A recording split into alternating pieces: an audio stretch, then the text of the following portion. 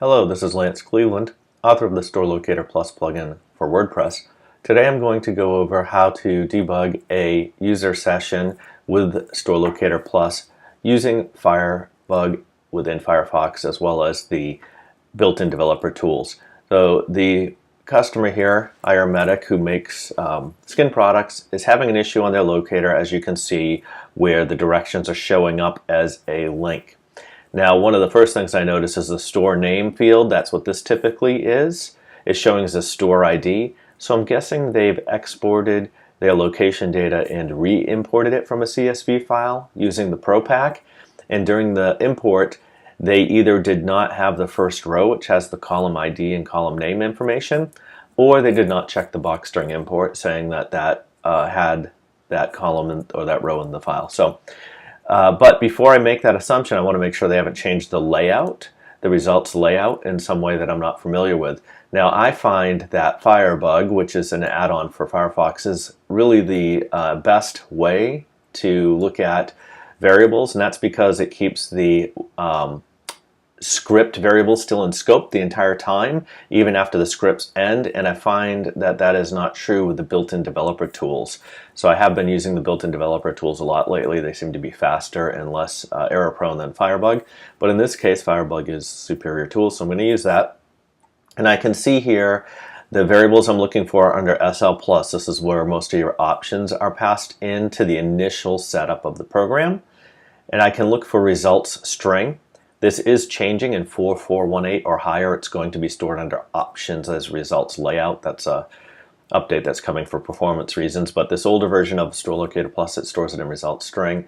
And I can see here that inside this result string, this determines the layout of the results, that they are using a fairly standard layout here.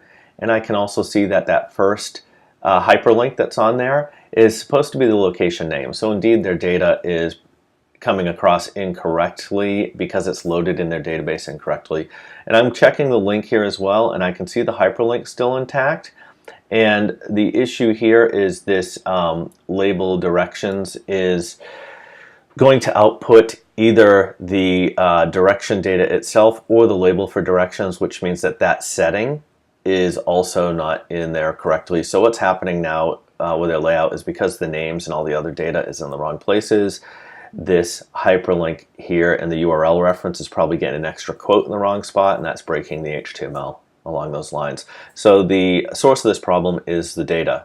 Now I can check this using the Net tab and XHR tab, and then once I have that enabled, I can see all the communication to and from the server.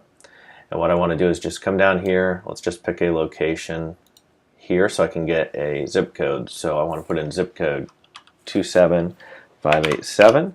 That way I can make sure I get a location that's nearby. Crank that up to 500 miles and do a find.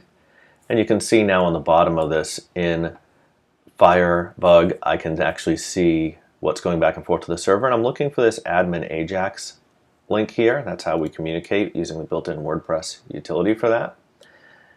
And let me pull this up here so we can see it a little bit better.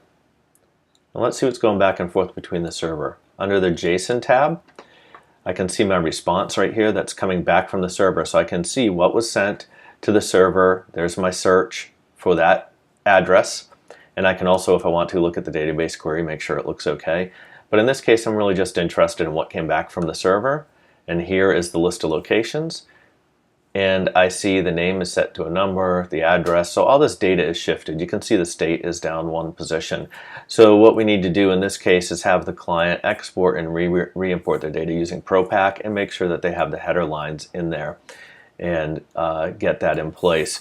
So on my test server here, I'll pull up a quick view of the sample data that I use for my testing, and bring that up here so we can actually look at what the CSV locations will look like, what a typical header looks like in that case. And here we go. This is a spreadsheet opened in Numbers, and you can see it's got this first row has the field names in it. This is a direct export using ProPack. So when I do the import with the ProPack, and I'll show it on my server here, you want to make sure that you have that option checked off. So I'm going to actually look and make sure ProPack is enabled. So I can go to Locations, and I can go to Import.